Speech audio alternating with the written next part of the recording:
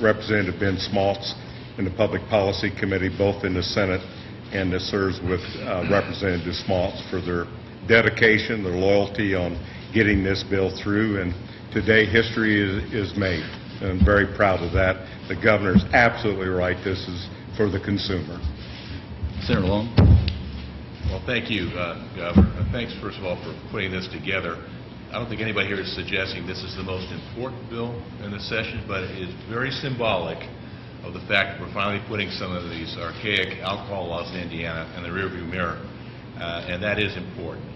And just as importantly, as has been said by both Senator Alting and the Governor, the consumers coming first for a change. And I think that's important to recognize as well. I want to give Senator Alting and Representative Smaltz great credit. Kudos, really, for carrying the water on this, doing the great job they do in the Public Policy Committee. It's a good day for Hoosiers. I'm happy to be here. Mr. Speaker. Well, it is a pleasure to be here today. I haven't fact-checked this, but Chairman Smaltz told me last year that the very first enactment by the Indiana General Assembly back in 1816 was to prohibit sales of alcohol on Sunday. And it's only taken 202 years for us to resolve that prohibition, and I really do acknowledge the two chairmen here as being critical in shepherding this bill without the accoutrement that's usually on it, which brings it down. The other thing I would say is this also shows that our alcohol code revision commission is productive and was productive this past year, and this will be the first of several, no doubt, revisions to the alcohol code updated, as Senator Long said.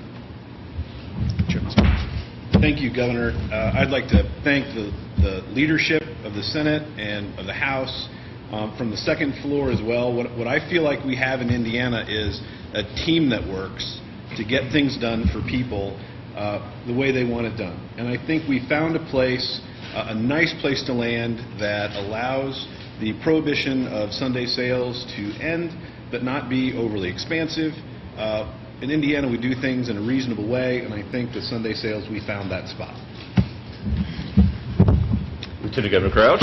Well, in the 8 years that I was a state representative, we undertook this issue more than once, and now, under the leadership of President Holcomb Long and Speaker Bosman and our Governor Eric Holcomb, we are gathered here for a historic signing.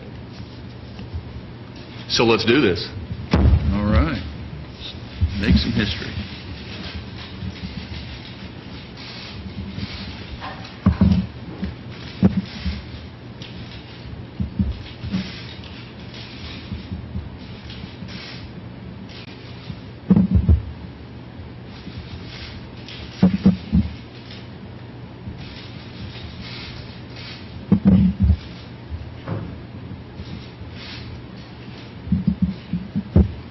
Where's my time?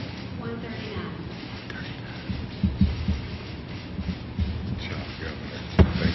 Okay. Cheers. Here we go.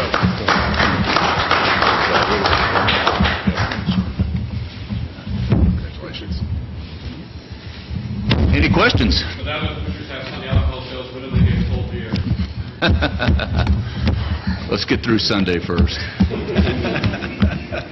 Yeah. As Senator Long said, and the Speaker has alluded to, we'll cross that bridge when we come to it. And there's good news is next session is right around the corner, so we'll be prepared to continue to look at ways to modernize. You call that good news? I just came back from the NGA, National Governors Council. I mean, I'm in a good mood where we are. Yes. What do I say to Hoosiers? Well, it's their choice. This was about meeting their expectation, and not just meeting it, but exceeding it. We've heard about this for years and years and years, and I can tell you this topic did come up as recently as my last week's travels. Now, I happen to be along the border in northern Indiana and southern Indiana, and so I would say to entrepreneurs and residents that there's no need to cross the border anymore in the state of Indiana. Buy local, and they'll have the ability to do it all 7 days of the week.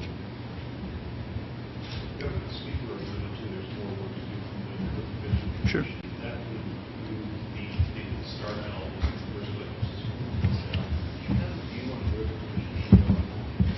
No, just as I said, we'll look at all of this next session and over the summer as we put together our agenda for 2019. The good news about this is it was very, again, just like our infrastructure program last year, it's very data-driven, and we'll approach next year the very same way. Do you anticipate putting this on your agenda? Wasn't this? Yeah, everything will be in the realm of possibilities for 2019, but right now we're looking to safely land a lot of planes in 2018. Is this a new method, lawmakers, to do alcohol reform that basically just has to be a single subject, no amendments, because as soon as you allow one amendment in, it becomes a Christmas tree that gets weighted down, and just the way we did Sunday sales will be just a good way going forward with all the other different measures? It's definitely the best way to do it.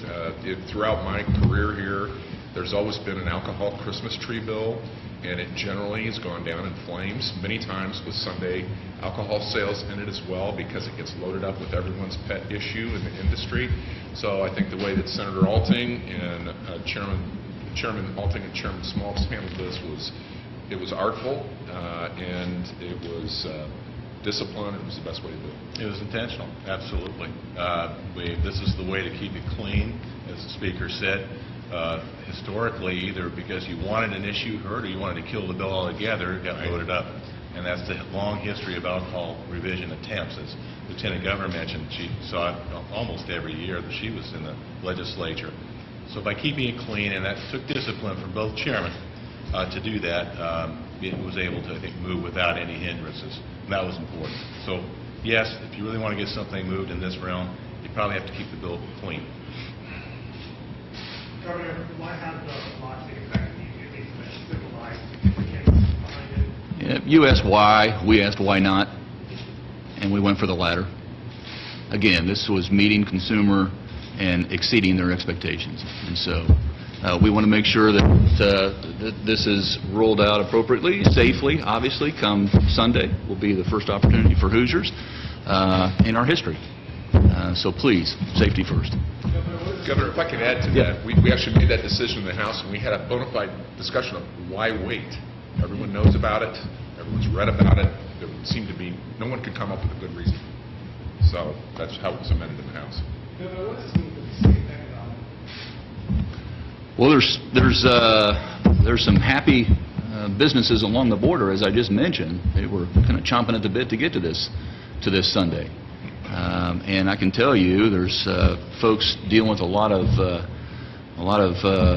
response and recovery right now in some flooded areas.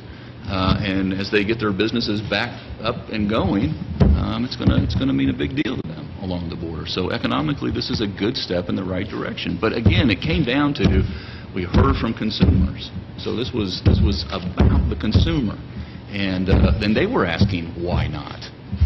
And obviously, we answered that question and got it done. Do you see yourself going to a store on Sunday? And if so, what will your purchase be?